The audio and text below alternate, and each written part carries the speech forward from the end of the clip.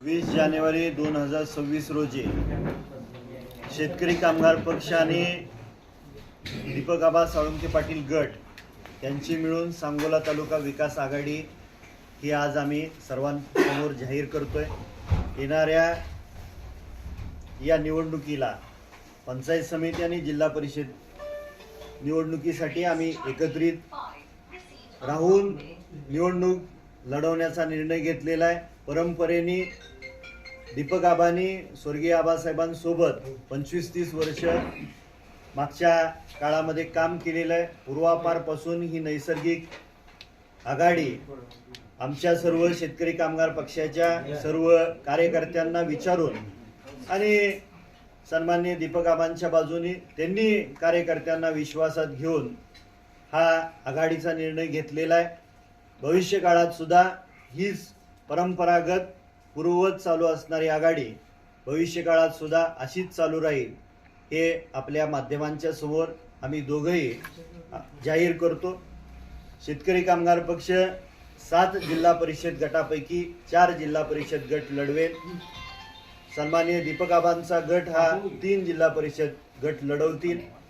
पंचायत समितीमध्ये शेतकरी कामगार पक्ष हा 14 पैकी 9 जिल्हा पंचायत समिती गण लढवतील आणि दीपक आबा गट हे 5 पंचायत समिती गण लढवतील आणि चांगल्या पद्धतीनं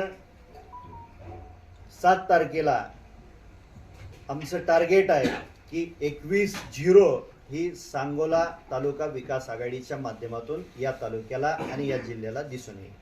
एकत्रितपणे म्हणजे कसं आघाडीचं नाव आहे सांगोला तालुका विकास आघाडी, ही रजिस्टर केलेली आघाडी आहे।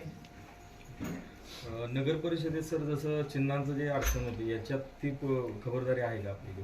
ज्यावेळेस अधिकृत नोंदणीकृत एक आघाडी असते त्यावेळेस त्या आघाडीला प्रायोरिटी दिली जाते आणि त्या पद्धतीनं चिन्ह हे सर्वांना एक मिळतं। परत मग प्रश्न उत्तर घेऊया। ज्याप्रमाणे माननीय आमदार बाबासाहेब देशमुखांनी सांगितल्याप्रमाणे भविष्य काळातील सांगोला तालुक्याच्या सर्वांगीण विकासासाठी आम्ही दोघांनी मिळून येणाऱ्या जिल्हा परिषद आणि पंचायत समितीच्या निवडणुकीच्या निमित्तानं सर्व कार्यकर्त्यांना विश्वासात घेऊन या निवडणुकीमध्ये ही आघाडी आम्ही या ठिकाणी करायचं ठरवलं आणि या आघाडीचा उद्देशच असा आहे की सांगोला तालुक्यातल्या सर्वसामान्य गोरगरीब दीनदलित उपेक्षित वंचित वर्गाचा विकास भविष्य काळात जिल्हा परिषद आणि पंचायत समितीच्या माध्यमातून आपल्याला कसा करता येईल हा हेतू डोळ्यापुढे ठेवून आम्ही ही आघाडी केलेली आहे। आघाडीची आकडेवारी आत्ताच माननीय आमदार साहेबांनी आपल्यासमोर सांगितलेली आहे आणि भविष्य काळामध्ये दोन्ही कार्यकर्ते एकोप्याने या निवडणुकीला सामोरे जाऊन अतिशय नम्रतापूर्वक मतदाराच्या सन्मानानं आम्ही लोकांच्या समोर जाऊ आणि आम्ही या निवडणुकीमध्ये यश निश्चितपणाने मिळवू। सातत्यानं 8-10 दिवसाच्या काळामध्ये मी माझ्या सगळ्या गटवाईज कार्यकर्त्यांची बैठक घेऊन गाववाईज कार्यकर्त्यांची बैठक घेऊन त्यांच्या भावना त्यांच्या तिथल्या समस्या अपेक्षा लोकांच्या त्या मी माझ्या पद्धतीनं रात्रीचा दिवस करून त्या साधारण लोकांचा कल बघितलेला आहे। आमदारांनी पण गेल्या 7-8 दिवसामध्ये प्रत्येक गाववाईज गणवाईज गटवाईज बैठकी घेतलेल्या आहेत आणि त्यांच्याही कार्यकर्त्यांच्या भावना त्यांनी ऐकून घेतलेल्या आहेत आणि आम्ही दोघांनी आज दुपारी या सगळ्या गोष्टीचा सारासार विचार करून 7 पैकी 3 जिल्हा परिषद हे माझ्या गटात सांगतील का कुठले गट कुठले पंचायत? जवळा जिल्हा परिषद गण, कडलास जिल्हा परिषद गण आणि चोपडी जिल्हा परिषद गण तुमच्याकडे हे दीपक आबा साळुंखे पाटील गटाकडे राहतील। महूद, एकतपूर, चोपडी आणि कोळा हे गण माननीय आमदार साहेबांच्याकडे राहतील। 5 जिल्हा परिषद 5 पंचायत समिती गण माझ्याकडे आणि 9 त्यांच्याकडे। त्यामध्ये आमच्या दोघांच्या सोयीनं आणि निवडणुकीच्या दृष्टिकोनातून तो आम्ही त्यात आमच्या दोघांच्याकडे अधिकार राहील। कार्यकर्त्याच्या आणि निवडणुकीच्या सोयीच्या दृष्टिकोनातून ते ठरवलं जाईल। सर्वजण मिळून एकत्र निवडणूक लढवणार म्हणून चर्चा होती। घटक पक्ष कोणते राहणार आता तुमच्यासोबत? बाकी जे आमच्या बरोबर येतील ते आमचे घटक। पण तुमच्या या युतीच्या चर्चेमध्ये तुमचे काही कार्यकर्ते खरं तर वेगवेगळ्या पक्षात सुद्धा गेलेत, याची समीकरणं किंवा कशा पद्धतीचं काय त्यांच्याशी चर्चा वगैरे काय झाली होती का?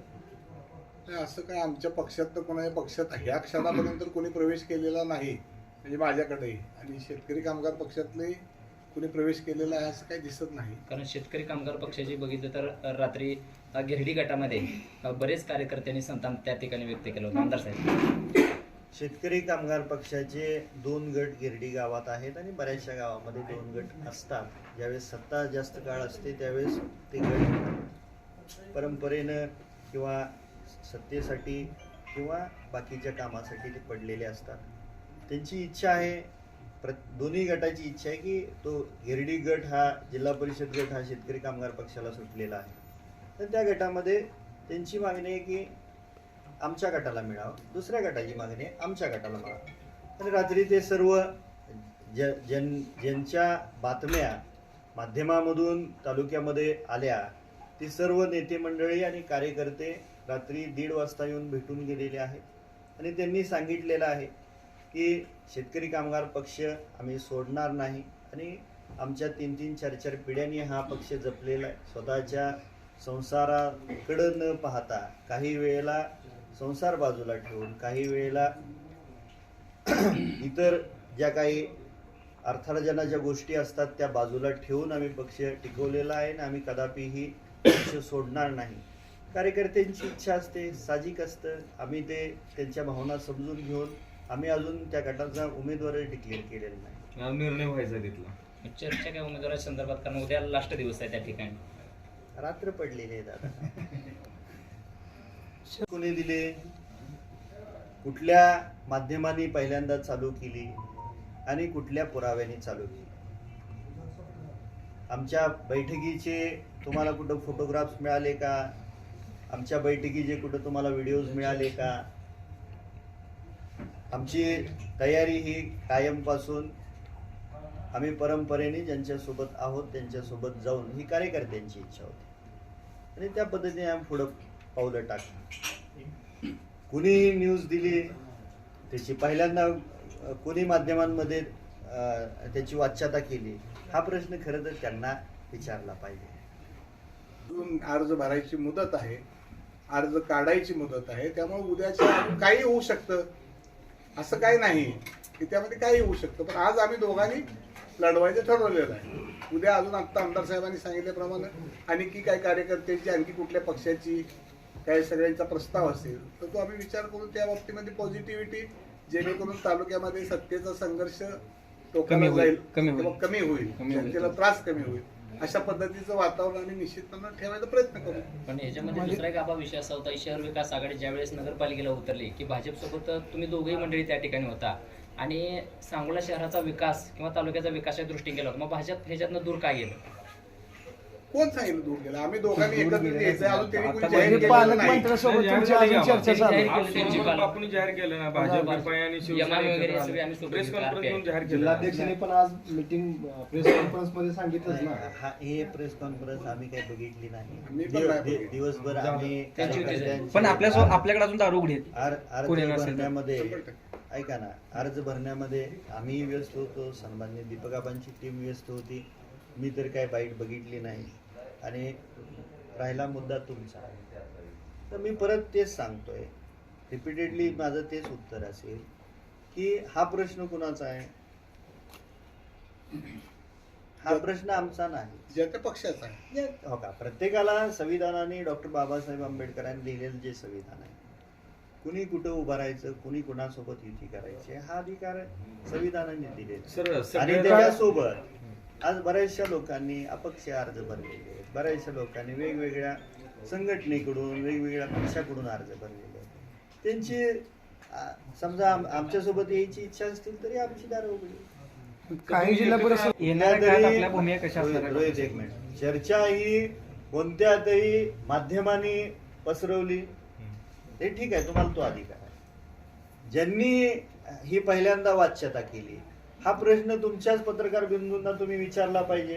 कोणत्या पुराव्यानिशी तुम्ही ही न्यूज तुम्ही दिली हा प्रश्न त्यांच्यासाठी. या तालुक्यामध्ये पूर्वी कधी बिनविरोध झाले का?